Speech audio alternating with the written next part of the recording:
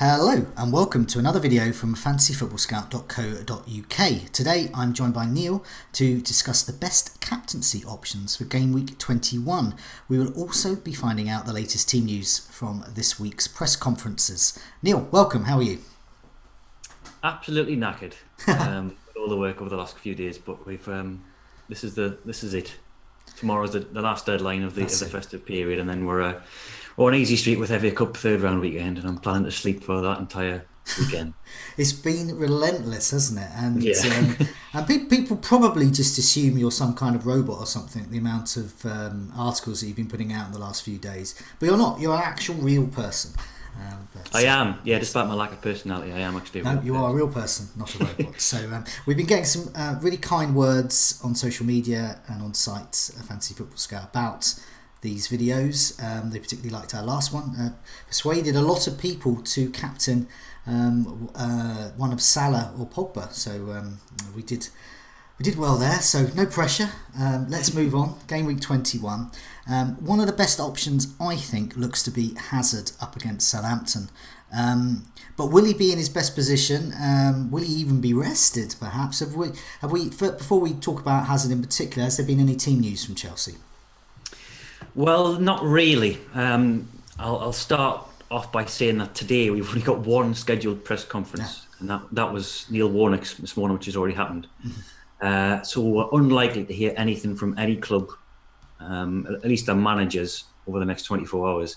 You might get a medical bulletin, which the likes of Spurs and Arsenal sometimes do. They issue like a roundup of where the various injured players are. But it's going to be a similar situation to the Boxing Day games, where there's not a great number of press conferences before the deadline. So nothing formal from Chelsea on the injury news, although we saw yesterday that there have been developments on that front. Giroud came off with a pretty serious looking ankle injury. I mean, he wasn't stretchered off or anything. I think he was able to get on his feet, but he was seen leaving the ground on crutches, which is never a good sign. No, that doesn't bode well for a start. Yeah, I'd be amazed if he plays any part whatsoever. We'll hopefully hear something from Chelsea today. I think Sarri said last night that they were going to consult medical opinion and then make an announcement today.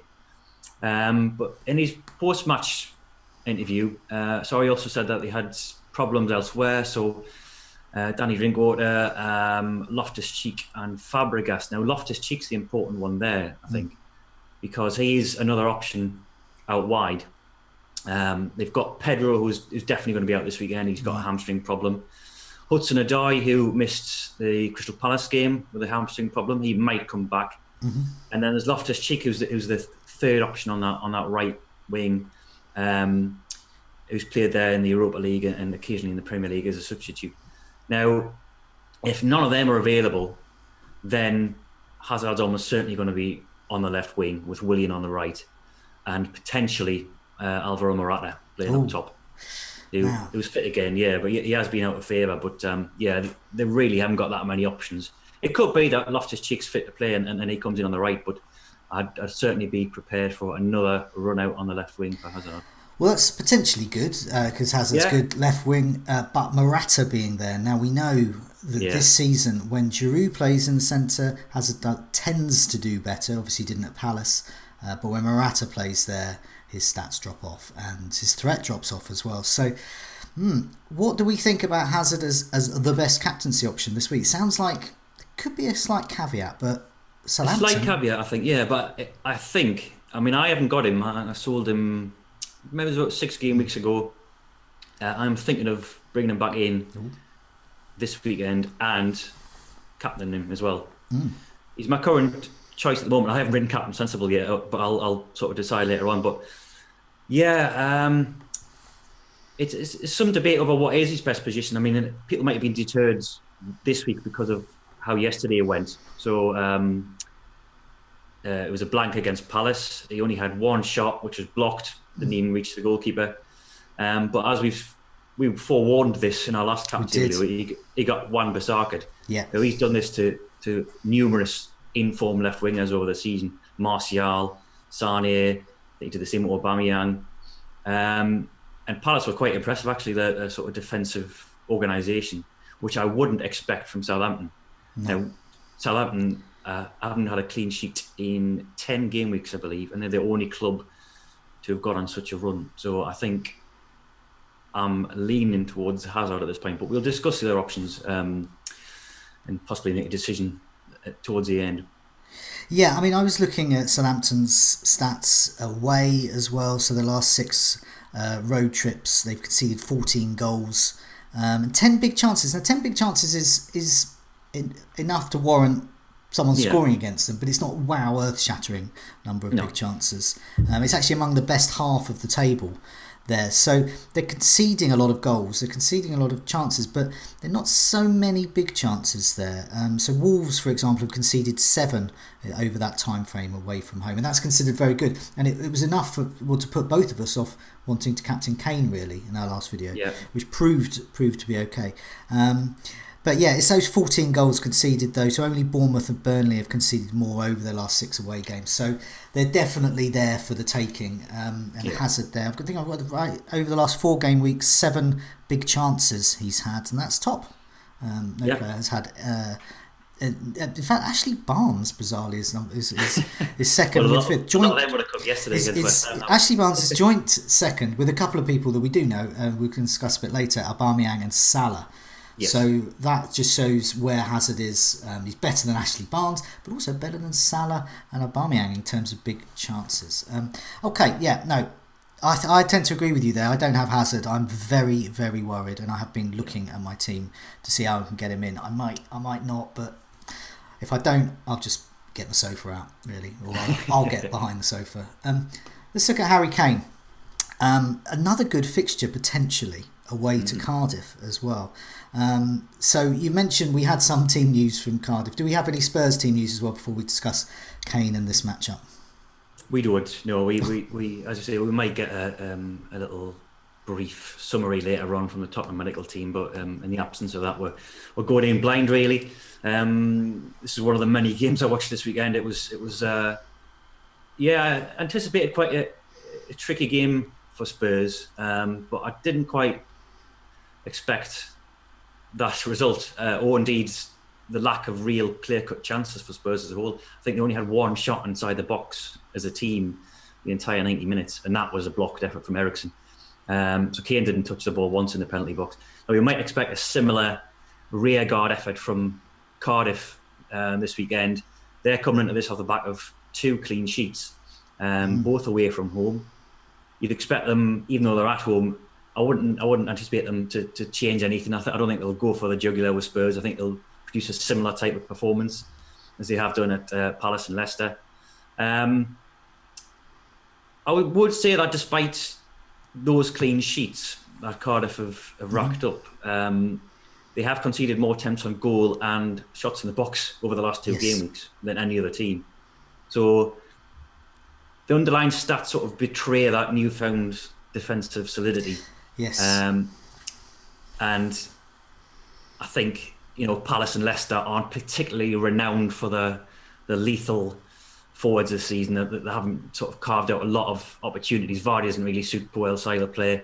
And I think they'll have the defence more severely tested this weekend. This New Year's Day. I lose track of what day it is over Christmas. It's all every day's New Year's Day. But the other issue I would say is fatigue, which Pochettino did cite in his press conference. Now, Tottenham and Everton have got a worst run over Christmas in terms of turnaround time. I think it's just 6 rest days in between their games.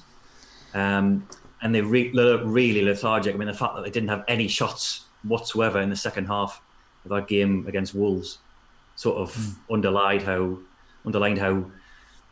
lethargic they were and how leggy they were. I'm not suggesting Kane will get rested, but I think some of the players behind him might. I'll be perhaps a little worried about Son. You could see Lucas Moura come back to the team, but there's definitely some valid concerns, I think, about Spurs captaincy this week. I was also looking at Cardiff at home compared to just in general home and away, and you mentioned their last 2. It's actually last 4 as well. They've conceded more shots and more close range efforts, so it stretches back really. So we've got a pattern there. They've shipped 11 goals and 12 big chances over the last 4. But at home, it's slightly better in some regards. So they've conceded 73 shots over the last 6 home matches. But there's actually 5 teams are worse than that. So they're bad, but there's plenty worse out there. And they've conceded 13 big chances over that time too. So they definitely are conceding, and they are conceding their chances. But just at home, they're marginally a bit better. And we saw one of the things that slightly puts me off Kane is partly a kind of a psychological thing. I brought Kane in way back when they played this reverse fixture. And Spurs and Cardiff just got the better of Spurs, and Spurs scraped through with a 1-0, and Kane even got himself a yellow card as well. It was an awful game to captain Kane, and part of my mentality is kind of clouding that. But I do think in terms of Kane's stats and Cardiff's stats, I still think he's a very strong option there. And I mentioned about the number of big chances that Hazard has there. Well, actually, Kane's just below Salah there with 4 big chances over the last 4 game weeks. He's had 13 shots, and 7 of those are in the box, and 5 on target. These are still pretty good stats, really, considering that one of those games involved that Wolves game where Wolves just got the better of them and fatigue. But you do mention fatigue there. Is something that we pointed out last time as well, and there seems to be more minuses with captaining Kane than there do with captaining Hazard at the moment, I think. But there's some other options as well. So if no one fancies either of them, a lot of people have been getting Paul Pogba in. Unsurprisingly, incredible form. I know he's in both our sides as well, so we're obviously very, very happy Paul Pogba owners as well. So they've travelled to Newcastle. Before we talk about Paul Pogba, any team news at all around Newcastle and Manchester United? Again, nothing that won't be embargoed until tomorrow. But Solskjaer did offer some comments afterwards on Sanchez, possibly being fit enough to play some part at Newcastle. Now, Rashford, people might have seen this. We haven't had any sort of confirmation from Man United yet, but he came off on 70 minutes, clutching his groin. We don't know if that's precautionary in nature or if there's anything serious to it. But the swift turnaround in game times means there's definitely some concern, I think, for Rashford owners.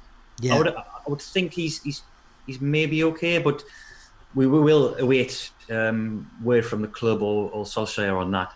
I think the fact they've got Lukaku back means they don't have to really take a risk with Rashford up front. But apart from that, nothing much. I don't think there's anything new other than Rashford came out of that game. They'll have Eric Bailly suspended, so Phil Jones will be back at centre half.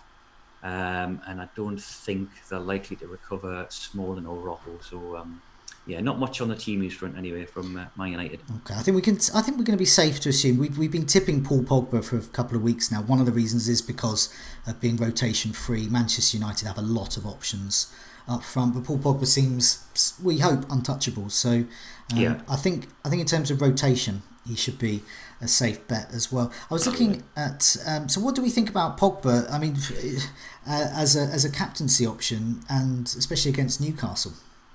Yeah, I think last week we spoke a lot about him, and he had a lot of positives going for him. I think the one thing we mentioned as a drawback was that he doesn't get in the box as much. His penalty box switches are never going to rival something like Sterling or Salah. However, his 2 goals against Bournemouth were from inside the 6-yard box, so he's definitely unshackled from that more tactically disciplined role that Mourinho made him play, and he's getting forward into the box now, which he wasn't previously. Last 3 game weeks I've isolated here because that's when Solskjaer took charge. More shots on target of any player, that's 9. Joint most chances created, which is something we don't often look at for captaincy material. So he's got the assist potential too. He got another one yesterday with Lukaku's goal. And only Mitrovic has had more shots overall over the last 3 game weeks. 5 shots in the box isn't great. I think I calculated about 18 players have had more over the last 3 game weeks.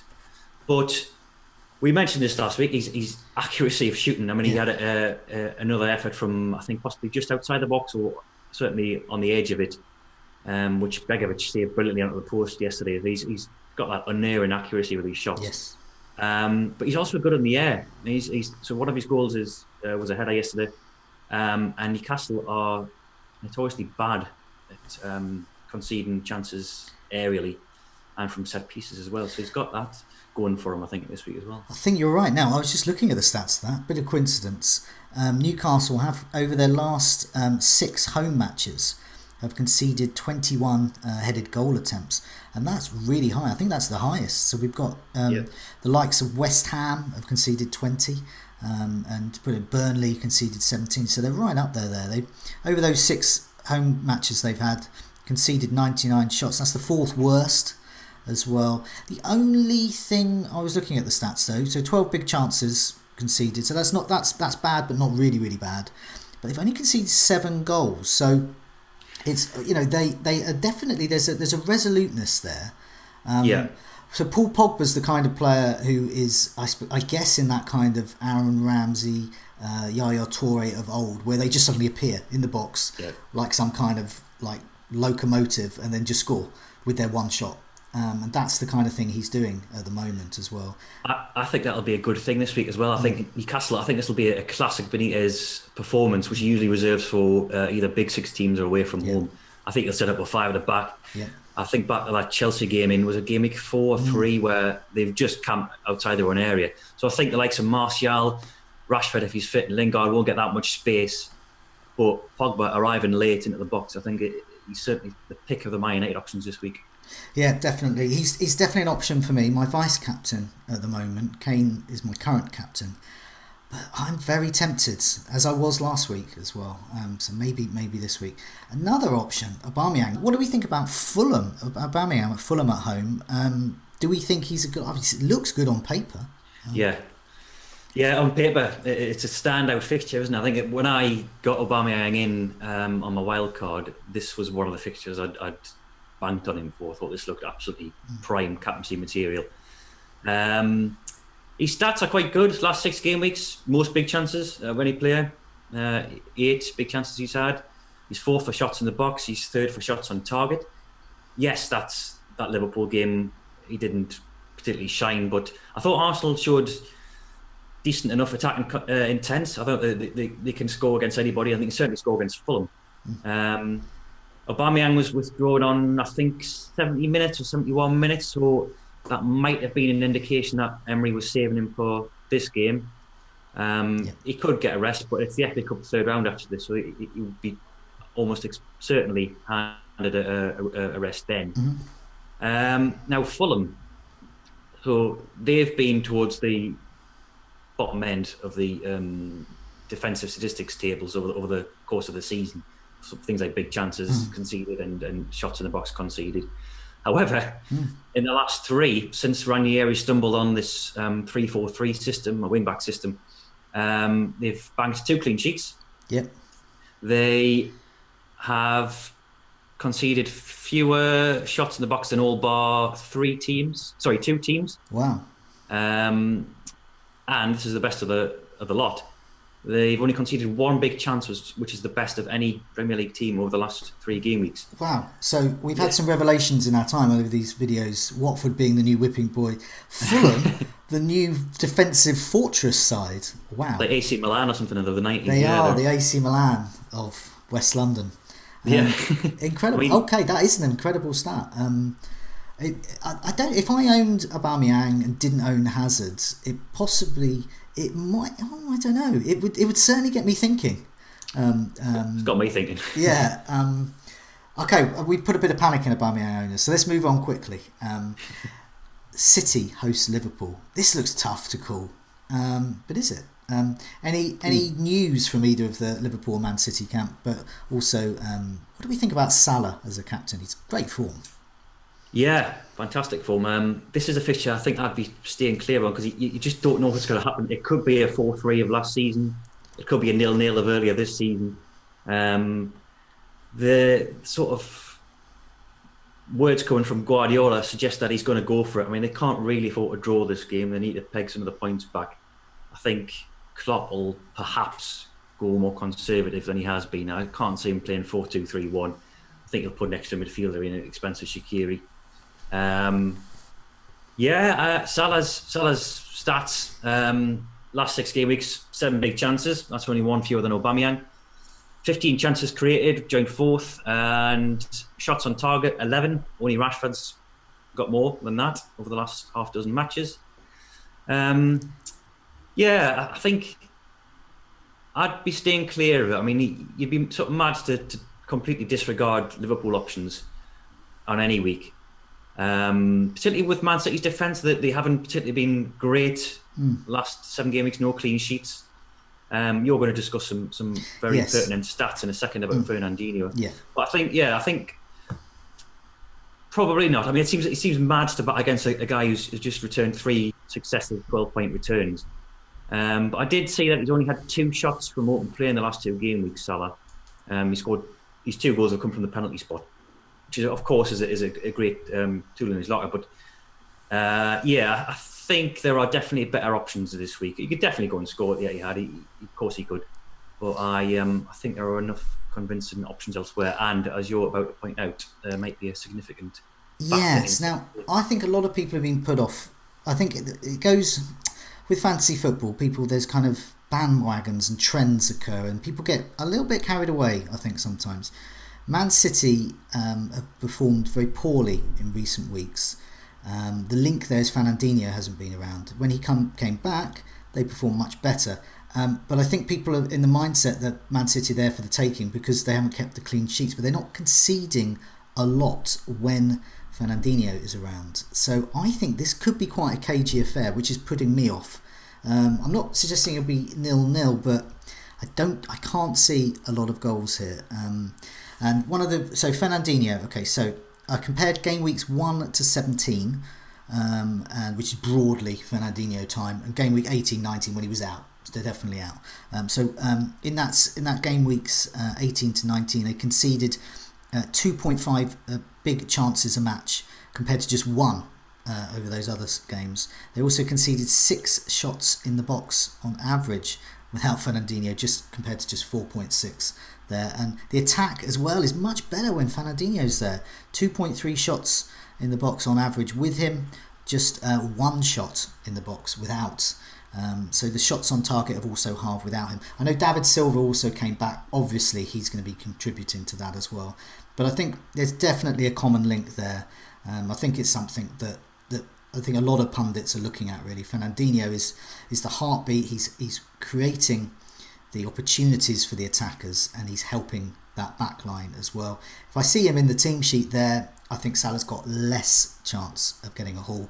If I see Fernandinho's not there, then I'll probably wish I'd captain Salah. I think it's a really, I don't know, it's a nice, neat and tidy analysis. Yeah. That Fernandinho, they're great with Fernandinho, basically. What about some other teams as well? Have we got any other team news? And are there any potential captaincy options that you think we should mention? Again, nothing major on the team news front.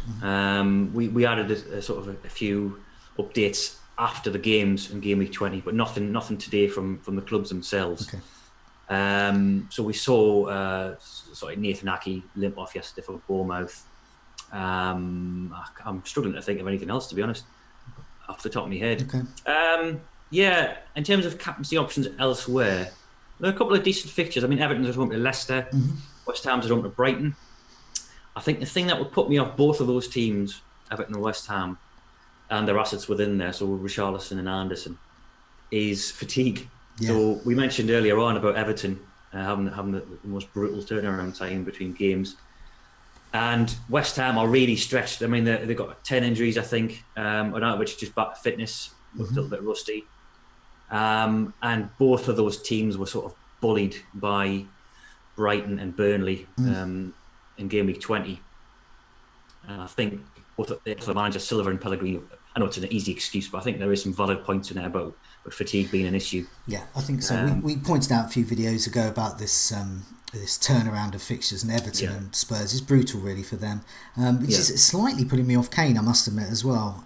It's hard to tell whether his lack of shots for the majority of that game against Wolves was because Wolves were so good, or Kane was just too tired. It's hard to tell. As soon as I start questioning things, then it starts to put me off a little bit. And I think you're right there with West Ham as well.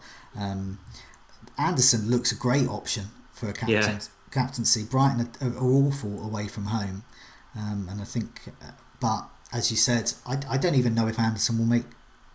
He could even be rotated. He's played all of the games. There has been rotation there. He might just decide that he's only good enough for another 20 minutes at the end. It's a tricky one. Tricky video this week, I think, in terms of captaincy options. I think there's a lot of minuses for the options, but I think overall, I think we've pretty much come to the conclusion Hazard's probably the best. Yeah, I think so. I think that in my personal opinion, just going off gut instinct and having a look at some of the stats and Southampton's defensive frailties, I think he's possibly the leading candidate just by a whisker. I think there's not much in it. But we'll have more analysis on captains on the site tomorrow morning in the Captain Sensible article. Okay, excellent. So just a final note, really, just keep looking at the site, keep looking at the articles, and obviously our Twitter feed will have all the latest as well. But for now, Neil, good luck with the remaining festive fixture. Yep, all the best. See you soon.